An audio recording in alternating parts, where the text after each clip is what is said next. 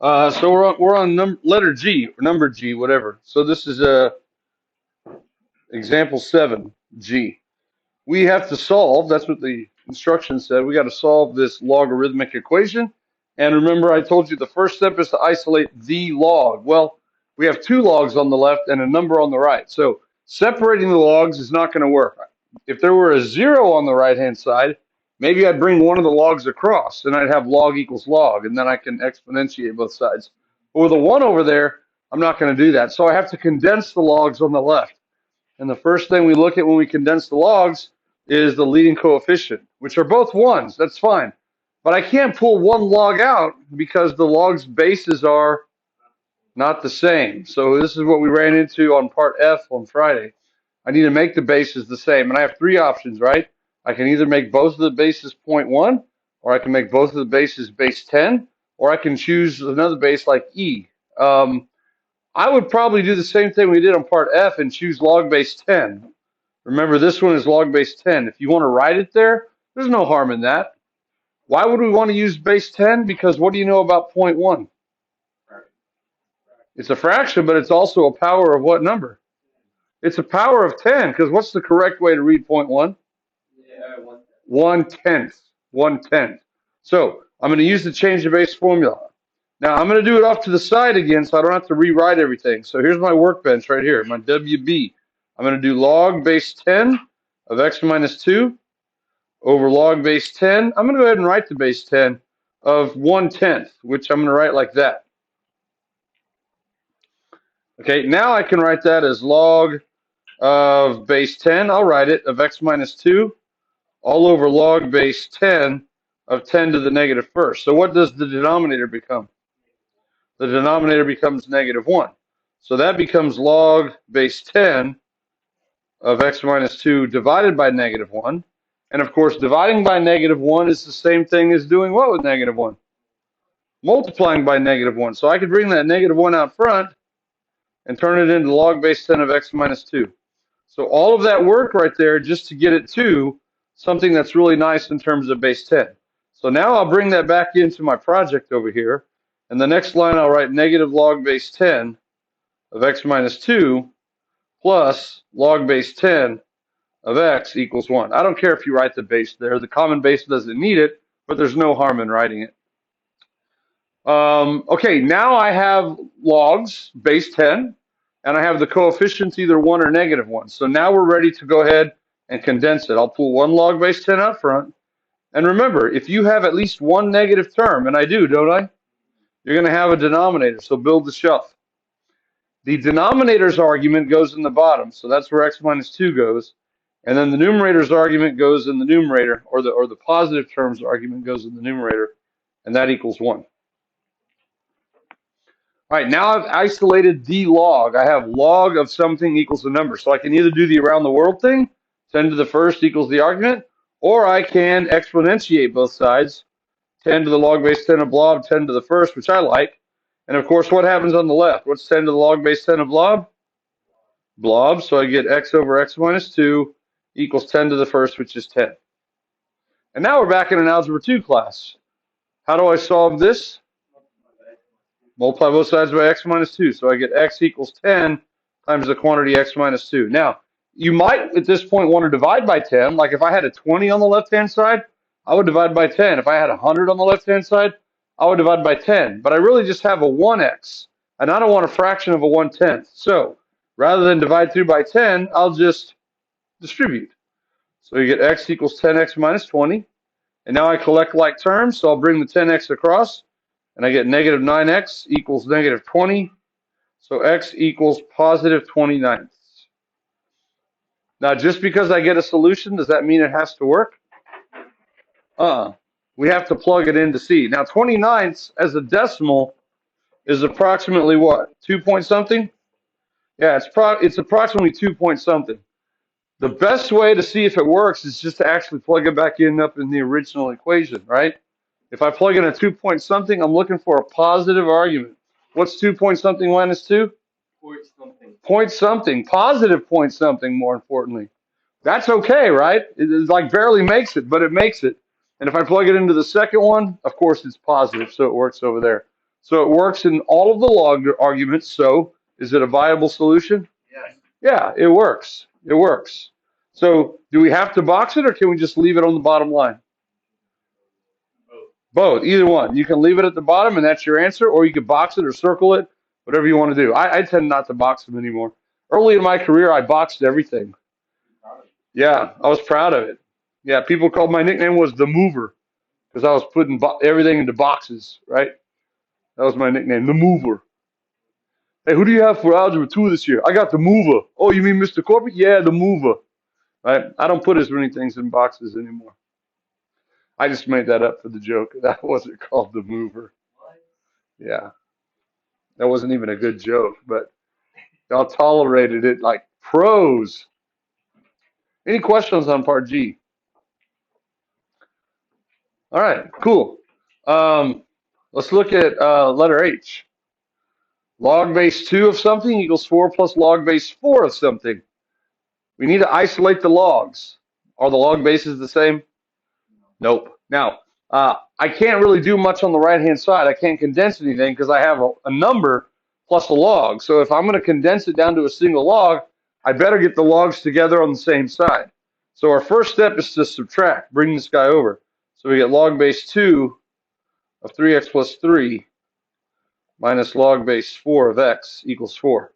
And now, just like we did in the previous two problems, I need to get the bases the same. So I can either A, get them both in terms of base 2, or B in terms of base 4, or C in terms of something third party like E.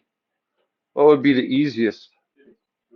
I would go with base 2. I'd go with the smaller one because base 4 can be written as a power of 2, yes?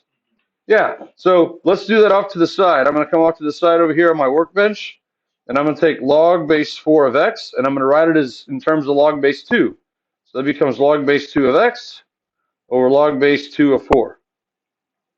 So that becomes log base 2 of x over what? What's log base 2 of 4? 2 to what power is 4? 2. Or you can write it as log base 2 of 2 squared. Either way, log base 2 of 4 is 2. Now dividing by 2 is the same as multiplying by 1/2. So if I bring it out front, I get that. And then I could do what? I can bring it up as an exponent. Yeah, because if I'm going to condense it, I want it up as an exponent anyway. So bring that up as an exponent, I get log base 2 of the square root of x. Ugh, that's kind of gross, isn't it? Well, it is what it is, right? Let's see if that gets us anywhere.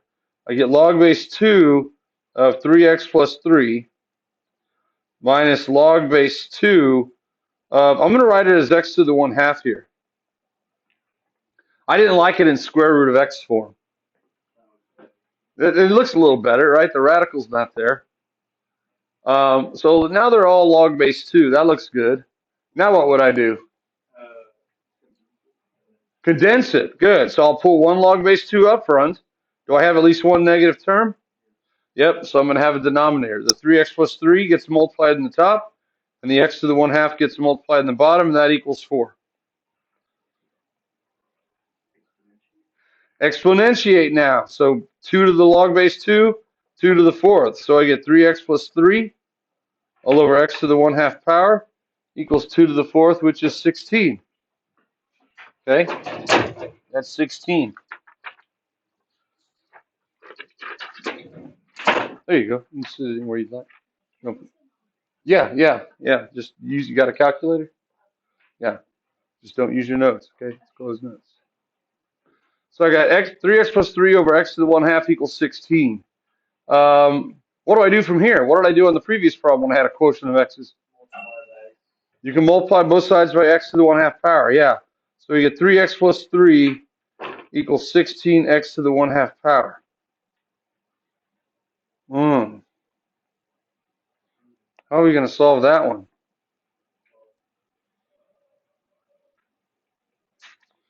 That one's not easy to solve. If I bring everything across, I get 3x minus 16x to the 1/2 plus 3 equals 0. Is that something we could continue on with by hand? No, we can't solve that by hand. We don't have a way to factor that or anything. So let's look at the domain in the beginning. Since we're kind of stuck, let's just come back and look at the domain. Because rather than getting an answer and trying out your answers, you can find the domain first and then see if your answer falls in the domain. For the first one, I know that 3x plus 3 has to be greater than 0. So 3x has to be greater than negative 3. So x has to be greater than negative 1. And over here, I know that x has to be greater than 0. Which one of those works for both of them? Is everything bigger than negative 1 also bigger than 0? No, but is everything bigger than 0 also bigger than negative 1? Yes, so your domain is everything bigger than 0. All right, so how are we supposed to solve something like this if we can't do it algebraically by hand? This is where I finally pick up the calculator. Now, we're doing a calculator problem here, but that doesn't mean you'll have a calculator on your test. Your test will be all non-calculator. So will a question like this be on the test? No. We're going to use the calculator today, too, on like the next example. So let's go ahead and pull up the calculator. If you want to grab a yellow one from the front of the room, if you feel like walking all the way over there. Otherwise, you could just go to your Minnesota one, right? Standalone calculator from Minnesota. The Vikings aren't in the playoffs anymore, are they? They were in the playoffs. No, they weren't. They lost their quarterback. Yep, Kirk Cousins. Kirk Cousins got injured. But Josh Dobbs played good. He played all right. 3 games. Yeah. Kirk Cousins had the same injury that Aaron Rodgers had. Yeah. All right, so there's the calculator. So let's go to y equals, and we'll type 3x minus 16x to the 1/2 power, which is 0.5, plus 3. We'll put that in y1, and in y2 we'll put 0. So we'll graph, we put 0 because it's equal to 0. Now you can hit zoom 6, which is your standard window, and notice what it looks like. It looks like it crosses right there just to the right of 0. So second trace, number 5, enter, enter, enter, and you get x is equal to 0.037. And of course, when you find the answer on the calculator, you just want to check one last thing. Is that greater than 0? Yeah. It is. Now, you could have put the original equation into the calculator, but you'd have to use the change of base formula so that it was in terms of ln or log. That's what I would require.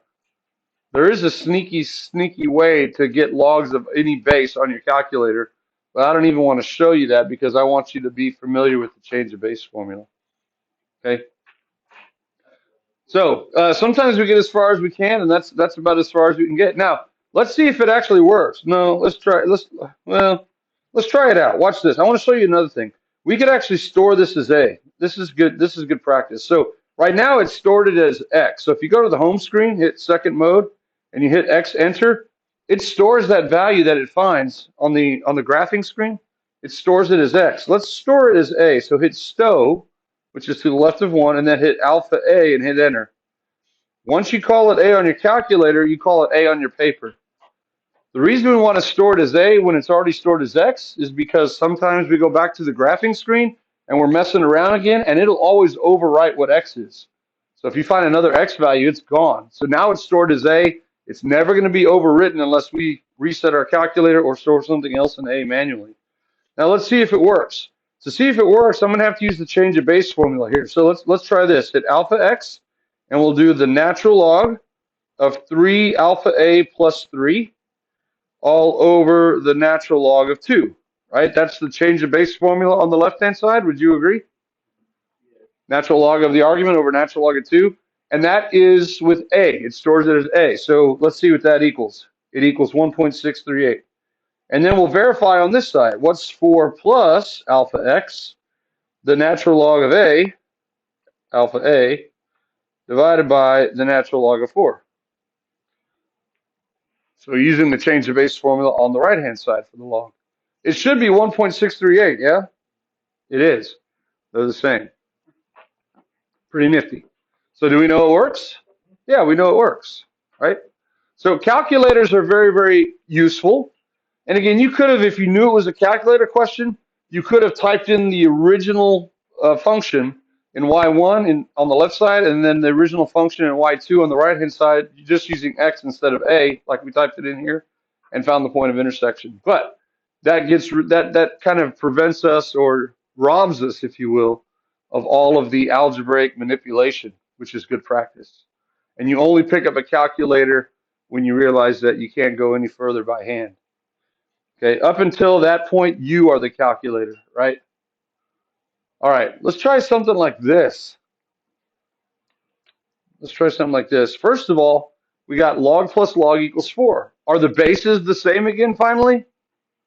The bases are again finally the same. You're going to have all your bases the same for the equations that you're solving perhaps on the test. And if they're not, it'll be easy like F or G, where they're powers of 10 or something, and you can solve by hand. All right, so the coefficients are already 1 and 1. So this one is ready to condense. Yeah? We're ready to condense. Let's go ahead and condense. So we get log.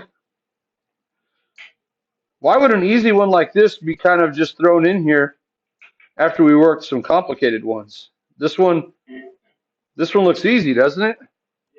Yeah. On the surface, that's right. Now let's go ahead and convert it. What would we exponentiate both sides? Base what? 10. Okay, so now over here, I'm going to just distribute this out. I'm going to have to. So I'm going to get negative x squared minus 3x plus 5x plus 15. So that's expanding this out. And that equals 10 to the fourth, which is 10, or 1 with 4 zeros behind it, so it's 10,000. Jiminy crickets. So if I bring that across, I get negative x squared plus 2x. What's that? Plus 2x. And when I bring the 10,000 across, 9,985. 85 if I subtract 15, right? And that equals 0. Now, if we're going to try and solve this by hand, I'm not going to throw in the towel just yet. I'm going to try factoring it maybe. And I don't like negative leading coefficients, do you? No. You shouldn't either. So you could either factor it out on the left and leave it, but because now it's a conditional equation and it's equal to 0, we can actually just multiply both sides by -1. And we don't change the solution. It's like taking the graph of the parabola and reflecting it across the x-axis.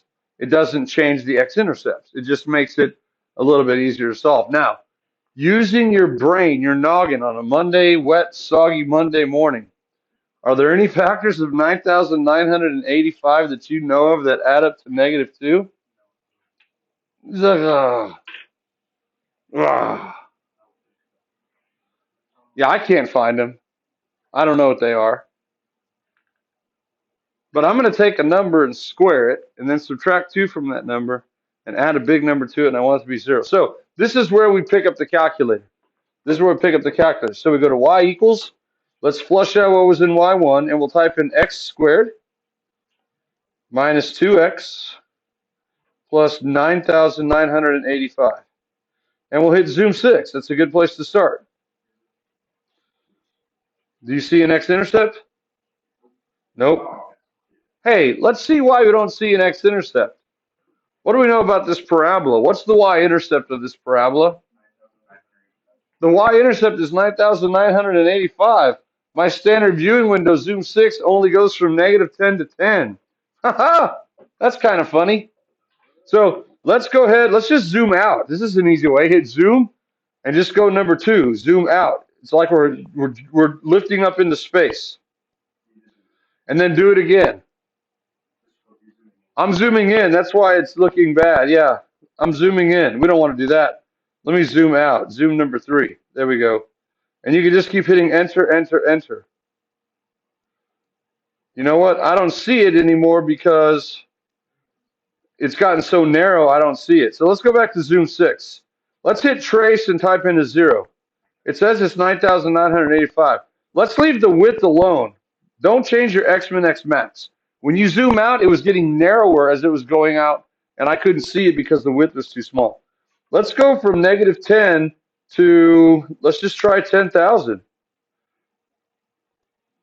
Look at that. So now let's go ahead and go up. We'll leave it from -10 to 10. Let's go up to 100,000. Can you tell what the parabola is doing? Yeah. I don't know if this is the local min or the absolute min at x equals 0, because the minus 2x is going to shift it a little bit. The minus 2 is going to shift it a little bit to the right. So the absolute min is going to be somewhere to the right of 0. But it looks like the absolute min is going to be something near 10,000, right? And then from there, you can see that it curves upward, right? I'm looking for the x-intercepts. Is this parabola that opens up ever going to have any x-intercepts? No way. It doesn't even come close to the x-axis. So how many solutions are there? There's no solutions. Okay, now let's look at the domains before we even started. If you get in the habit of finding the domain before you start, I know x minus 5 has to be greater than 0, so x has to be greater than 5. That's the demand of the first argument. And then negative x minus 3 has to be greater than 0, so negative x has to be greater than 3, and then x has to be less than negative 3. That's the demand of the second argument. One of them says, all my numbers have to be bigger than 5, and the other guy says, yeah, but all my numbers have to be less than negative 3. How many numbers are both bigger than 5 and less than negative 3? 8 of them? How many numbers are bigger than 5 and less than negative 3? There's none of them, right? So you could actually see that this is no solution before you even start. So that's another way to see that there's no solution. The other way is to actually graph it. The graph of the natural log of x minus 5 has a vertical asymptote right here at 5 and looks like that. This one, if you factor the negative out, is going to be x plus 3. So there's negative 3, and the negative reflects it across the y-axis, which means it opens this way. So rather than graphing the quadratic at the end, which is a parabola opening up and seeing there's no x-intercepts, if you were to graph these two individual functions on the same plane, would they ever intersect? No, they go out away from each other. So we've seen three different confirmations that there's no solution. The parabola at the end didn't have an x-intercept. The domains were incompatible with each other. There was no such numbers that fulfilled both of them. And now if you look at the graphs of the logs, they don't intersect at all. So do log equations always have a solution? Obviously not. We always check, though, if they do have a solution, we make sure it's in the domain. Okay, so that takes care of the huge example 7, log equations. Through part E, they're pretty straightforward and pretty easy. F and G are the honors types of questions. H and I are just questions for thought, okay, because they're calculator questions.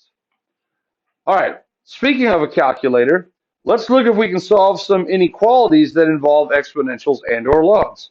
Using a calculator, solve. Okay, I want to know where e to the x is equal to x squared. I'm not going to be able to solve this by hand. I want to know where e to the x minus x squared equals 0. Can we factor this and solve it? Can we do anything to solve it? No. So we're going to have to use the calculator. Now, there's two ways you could do it. You can either graph e to the x in y1 and x squared in y2 and look to see where they intersect, right? Let's see if we could sketch both of those without the calculator on the same coordinate grid. Okay, so if I draw a little axis right here, e to the x, I'll do that in red, is going to look like this. And then x squared, which I'll do in green, is going to look like this. They're going to intersect how many times? Twice. So I should have two solutions. Now, here's the problem with graphing two equations and trying to find where they intersect. They may or may not intersect on your standard viewing screen from negative 10 to 10. Like the parabola that we just saw, we had to go way up to 10,000. If they don't intersect on your screen, you have to go off and find them somewhere by either zooming out or changing your window manually. So even though you can solve it like that, your calculator can find the intersection of two curves. Here's how I would like you to solve all these types of equations on the calculator. Get everything on one side and set it equal to 0. By getting this equation on the left side, you have created a single graph now. I don't even know what it looks like. You've created a single graph, but you want to know where it equals 0. So we graph this in y1 and that in y2. Do we always know where 0 is at? We always know where y equals 0. What's another name for y equals 0? The x-axis, right? So we don't have to go off and find it up at 10,000. We could just say close to home. We could say from negative 10 to 10 if we want on the y-axis. So it's a faster way to solve equations. You don't have to go on the hunt for the intersections, okay? So let's go ahead and do it that way. I'm going to clear this out. I'm going to go e to the x, second ln to the x, minus x squared, and then I'm going to hit zoom 6. There's what the new equation looks like. I had no idea. That's what e to the x minus x squared looks like. Now I'm looking for the point of intersection. Does it intersect more than once? You should, right? It's supposed to, right? Did I type it incorrectly? E to the x minus x squared is supposed to equal 0. Yeah, this one looks like it only intersects once. Let's find it.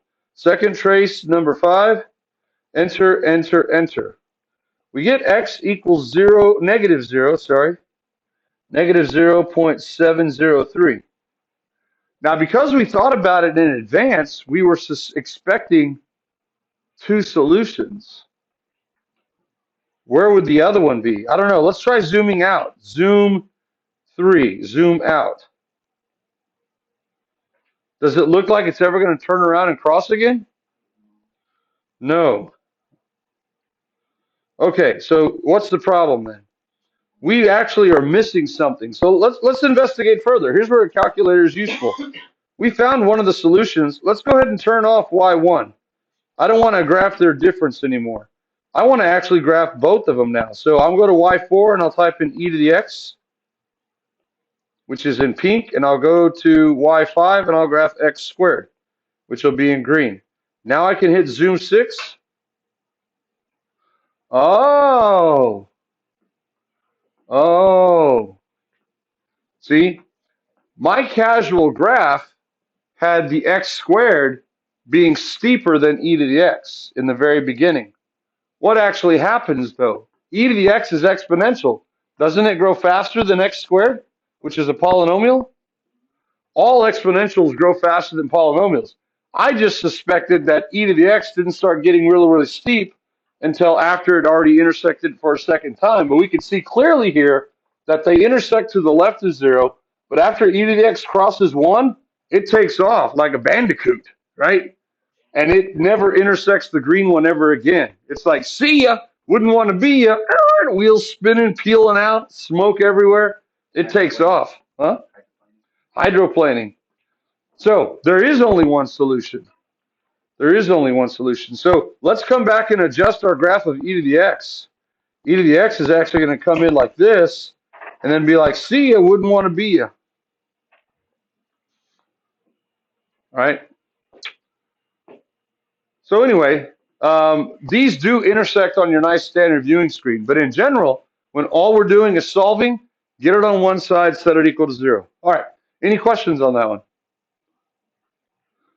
Graphs can be misleading. Sketches can be misleading. Okay, I want to know where the natural log of x is greater than the cube root of x. What should we do first? 1/3. We can do x to the 1/3. Yeah, we can do x to the 1/3. Would you bring it across and say it's greater than 0? I hope you would. So just like we would for an equation, we would get it equal to 0. For an inequality, you want to get it greater than or less than to 0. Okay, because again, now you've rewritten the problem. You don't want to have to see where one graph is above another graph. You can see where this new graph, which we'll put in y1, I want to know where it's above the x-axis. I want to know where it's above the x-axis. So we'll do this. In y1, we'll go ahead and turn off y4, or we'll just clear it out. I don't need it. And we'll leave 0 in y2. I always graph the x-axis so we can find points of intersection rather than finding zeros. And we'll type it in, the natural log of x, close parentheses, minus x caret to the 1 divided by 3rd power. Don't forget to close the parentheses on the argument for x because your calculator automatically opens it. And we'll hit zoom 6. We're looking for an x-intercept. Do you see an x-intercept? Yeah, the color contrast is nice, isn't it? Because you can see way out here to the almost to the end of your negative 10 to 10 screen, The blue is below the red, and then the blue kind of peaks above the red. Here's what I'm going to do. I'm going to stretch out the graph a little bit vertically. I'm going to go to my window, and instead of negative 10 to 10, I'm going to go from negative 1 to 1. Are you serial? I'm not walking outside. All right. That's fine. We have to wait a minute to assess. Second trace number 5. Enter, enter, enter. That's what they said. Take a minute to assess to make sure it's real. Enter, enter, enter. We get x is equal to 6.405. And I want to know now where that graph's above the x-axis, so it's to the right. So your solution is x is greater than 6.405. Okay, we'll stop right there.